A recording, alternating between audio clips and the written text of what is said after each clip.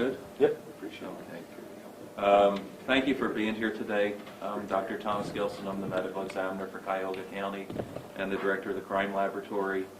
With me today I have County Prosecutor Tim McGinty, County Sheriff Cliff Pinkney, and Director of Public Safety for the county, Chief Bova, and other members of the County Prosecutor's Office. I'd also like to recognize that Steve Dettelbach is represented by Phil Angelo from the U.S. Attorney's Office.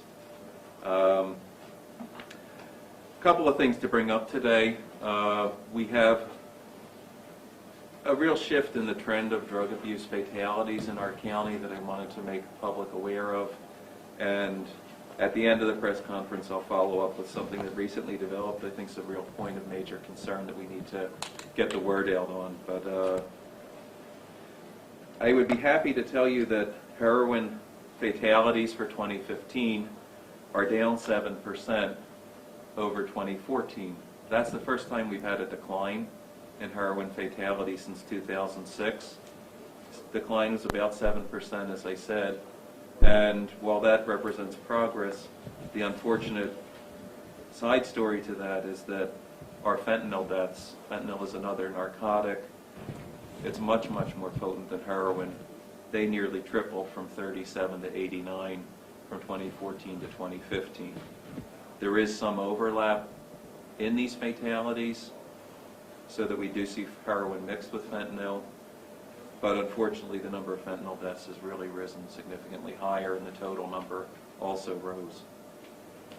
I do want to mention that the antidote naloxone, which reverses both heroin, fentanyl, and oxycodone and all of the other narcotics, was responsible for at least 166 reversals in 2015 as well. So I think the problem's getting better. In some ways, the problem's getting worse, but our ability to address it is improving. Naloxone is available through Project Dawn, which is at the Metro Health Medical Center as well as County Board of Health and other locations. It's also sold at CVS Pharmacy. On the heels of these number changes, I have to mention that January was a particularly disturbing month for us. It was the first time we ever saw an almost equal number of heroin deaths and fentanyl deaths, with 19 fentanyl deaths estimated for January and 21 for heroin in the same time period. Final results still pending, and again some overlap, but that's roughly one person a day dying from an overdose of one or both of these drugs, and we've not seen that before. There'll be a bulletin later today with these numbers. They're also available on our website, and as I say, I'll finish up at the end of the conference today with what might be an explanation why we're seeing more fentanyl deaths. But right now I just would like to ask Prosecutor McGinty to talk about some updates from the prosecutor's office with regard to their efforts to stem the tide of this terrible epidemic. Okay. Thank you. Thanks, Dr. Gilson. Our medical examiner has advised us of a health crisis, and thank you for resounding the alarm. The medical examiner, Dr. Gilson, has sounded in the past, but we're resounding it now because the number of deaths is astonishing. It was awful before, but it's worse now. So it's a true public health emergency, and I thank Dr. Gilson and his staff at the medical examiners who are accurately and carefully tracing the statistics of this epidemic, really, that's reoccurring. His casualties come to the morgue first. They go through police departments and hospitals and end up at his facility. But this is a community fight, and we all play different roles. We want to do all we can to save lives, to stop this, educate people, make them aware of what is happening in our community. We prosecute aggressively in these cases. For people who sell heroin to the individual who dies, we have prosecuted more than 24 cases so far, and we prosecute for various levels of homicide. And there are many people sitting in the penitentiary because of it.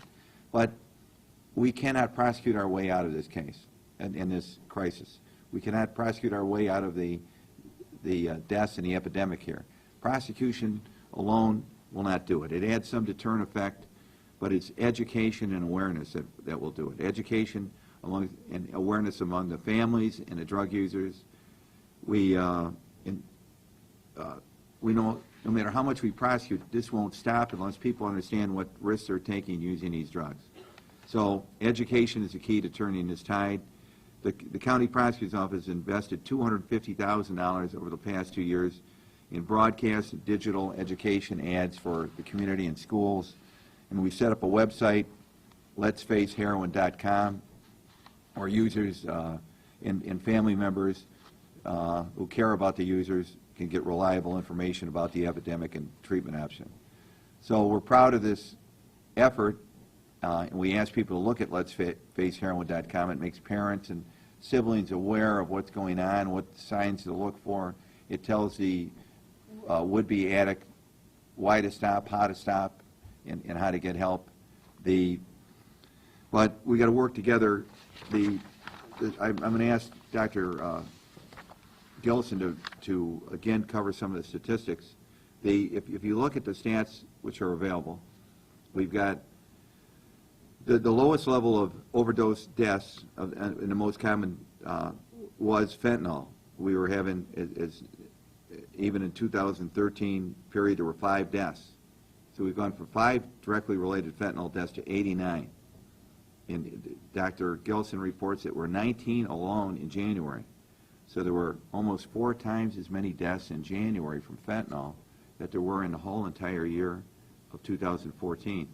I'm going to ask Dr. Gillison to specifically address the fake doses of the oxycodones and how dangerous those are, and the power and the impact of that drug, because we want to alert not just the police community is aware of it, but we want to alert the drug users and their families about this fake drug and the impact it has.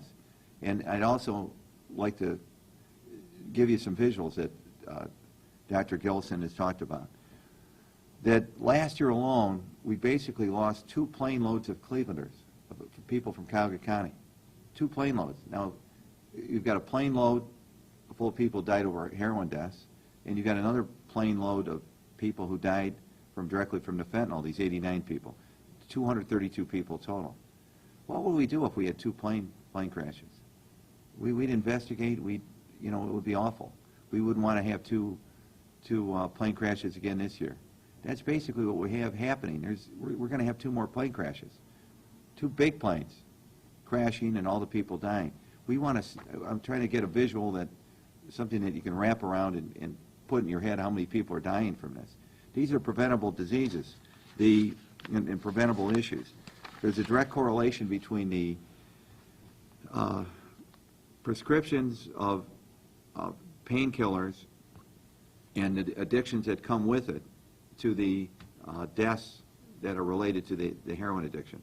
They march together. As the prescriptions have risen, the heroin addiction has risen. How it works on the street is, as police well know across this county, is in a high number of these cases, people become addicted to drugs from a legitimate injury. They might be they get injured on the job, and they become a certain percentage of people are subjective or able to be addicted to drugs easily. They become drug dependent, and when the prescriptions end, if they have to buy illegal street drugs that are very expensive, might be $50 or more a pill, and they can buy heroin at a very low rate, 10% of that cost or lower. So they switch to heroin. Then they get into fentanyl, which has got more kick than heroin, and they end up dead from either the heroin or the fentanyl or both. We want to prevent people before they become addicted to these items and illegal drugs to seek help, avoid the drug. Doctor, if you could readdress the addiction issue and the fake pill. Thank you. Yeah, thank you. Thanks very much. And I do have to salute prosecutor's office and our county executive for the education efforts. I think over and over we've realized that this isn't a problem that's going to be exclusively driven by law enforcement in terms of its solution. And I would acknowledge Kate Bowen from the Adams board, who's here on behalf of Bill Denahan, for their educational efforts as well. The numbers are truly, I think, the staggering piece of this, and I, have had a career where I've been in different jurisdictions and seeing people overdose from the crack epidemic up to the prescription pills. We have never seen anything comparable to what we're seeing now in this locale and other places I've worked or in the country in general. It's truly an epidemic of enormous proportions. One of the real messages I would like you to take away, and we'll have a visual with a photograph today, is that in addition to being the medical examiner, I oversee the operation of the drug laboratory, the crime laboratory for seized drugs, and we had not seen fentanyl in pill form in Cuyahoga County prior to January of this year. What we've seen is that not only do we see fentanyl in pill form, but this fentanyl is being sold as a look-alike for oxycodone. These two drugs are both narcotics. They are both abused by the same population. But fentanyl, as we've tried to stress over and over again, is a far more lethal drug. Fentanyl is beyond heroin, it's beyond morphine, it's beyond oxycodone. And I would stress that buying medications off the street is a dangerous practice at any time, but now more than ever, an individual buying an oxycodone to abuse may really wind up purchasing far more than they ever intended to get. And I'm really wondering if this big bump that we saw in fentanyl deaths in January isn't tied to this fake oxycodone being sold on the street to masquerade as oxycodone when in fact it's fentanyl. I would stress to the public and people who, are addicted that there are treatment options, and more immediately to really watch out for this potential mimic, which is truly just a horrifying trick, I think, to play on anybody, to sell this drug as something far less lethal, because it will wind up, especially if you take a dose comparable, ending your life. There's just nothing that really I can say too many times about that. Naloxone, as I mentioned at the beginning, does work to reverse fentanyl. It may require more doses, but bottom line, this is a really dangerous development. I'd be happy to answer any questions or anybody else here behind me. Are you happy with the way police and fire are equipped now with that reversal, or is a lot more needed to be done there? I think that police and fire have really stepped up to the plate in terms of getting the drug on board, first responders. I also salute the efforts of this county and then subsequently the state to make the drug more available to both addicts and their families. And I think that the recent, non-prescription availability of naloxone does not have a lot of bad side effects. It either works if you're having a narcotic overdose or it doesn't.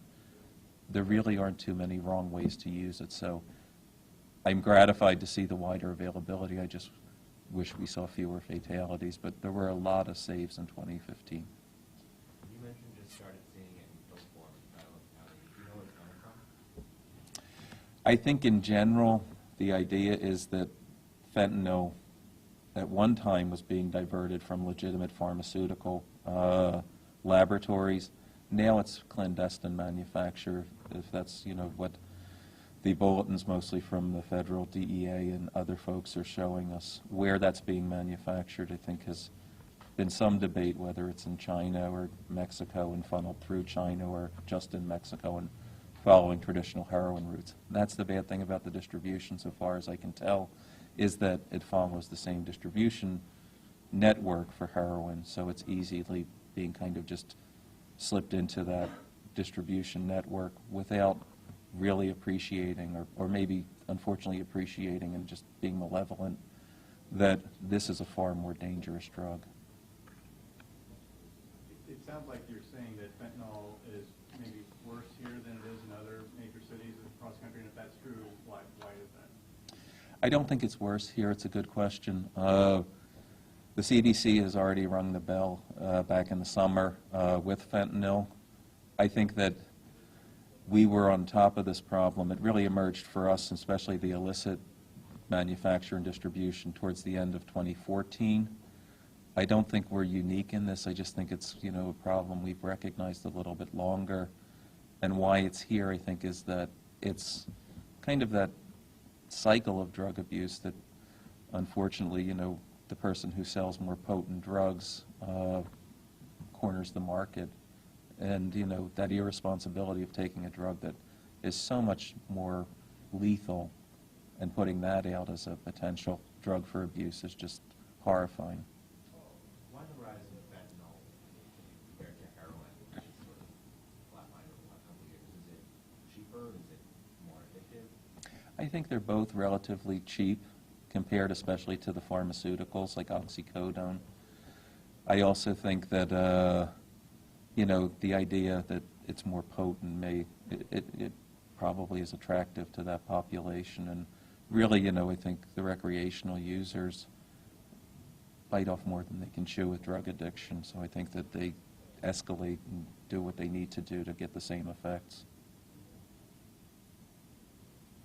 Many of these deaths, I think, Dr., are accidental. They are coming off rehab or they're coming out of jail, and then they get this new, more powerful drug, and they're not used to it. They go back to their old dose, and they think that they could resume at that level, and they can't, and they die in their first reuse. It's very common, and if they're reusing fentanyl or they're buying fentanyl, they don't realize they're buying fentanyl. You're getting a horse kick, you know, and it kills them. Very true. Does anybody want to address legalities, court systems, penalties, address anything with? Well, we can't prosecute our way out of this problem. I mean, all the agencies are working very aggressively to combat the flow of the heroin and the fentanyl, which, as Dr. Gilson says, are basically the same people. The federal government, the FBI, the Sheriff's Department, Cleveland Police, they've all made significant arrests and high-level arrests, and people are being imprisoned.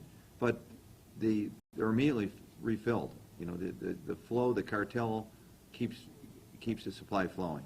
We are not going to cut off the supply by, I am convinced, just by prosecution. We need the help. We need the help of the community. We need education. We need people to be aware of the danger to use these drugs and what a pit they are falling into and how hard it is to come out of if they begin the drug addiction here. They often think that, you know, what Tim's saying is absolutely true, that if we don't reduce demand, somebody will always step in for the supply, and I liken it to kind of trying to mop up a floor while a shower head's running. You can buy a lot of mops to do that, and I think that's what we're doing to try to cut down supply. But to turn the shower off, we have to reduce the demand. And we're not aware of how many deaths have been avoided from the narcon. And, you know, it would be even higher.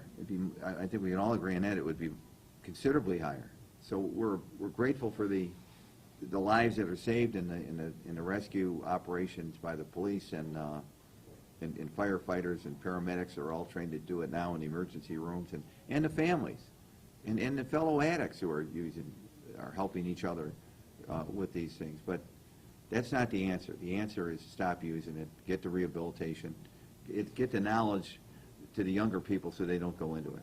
Many of the users here are middle-aged and older. Most of the people we have who die of overdoses in Cuyahoga County are this age group, actually. We've seen a big rise in the 19 to 29-year-olds, but generally 45 to 60, 30 to 45 dwarf them in comparison. And they're not just old heroin addicts. A great percentage of them had a legitimate injury on the job and started out with legitimate prescriptions, and it shifted to heroin use because they could no longer get the prescriptions and they were addicted. It's very sad. It's a tragedy, and we want to keep reminding the community to keep working on it. And we want to thank everybody who is working on it. We've got rehabs and people dedicating their careers and lives to saving people and helping people. And we want to, I mean, the purpose of this call is to alert. alert people that the problem is still there, it's getting worse, and fentanyl is a disaster waiting to happen if you use it. And especially to call attention to this sort of mimic that's really a dangerous, lethal. The little blue Development. pill looks just like the oxycodone. It looks like a We'll get you legitimate a pill. picture of that. And you don't know you're buying a bad one. And it's 50 to 100 times, would that be a fair estimate? Absolutely. 50 to 100 times more powerful than the other drug. That's quite a surprise to the drug user, and that's why they end up at the medical examiners.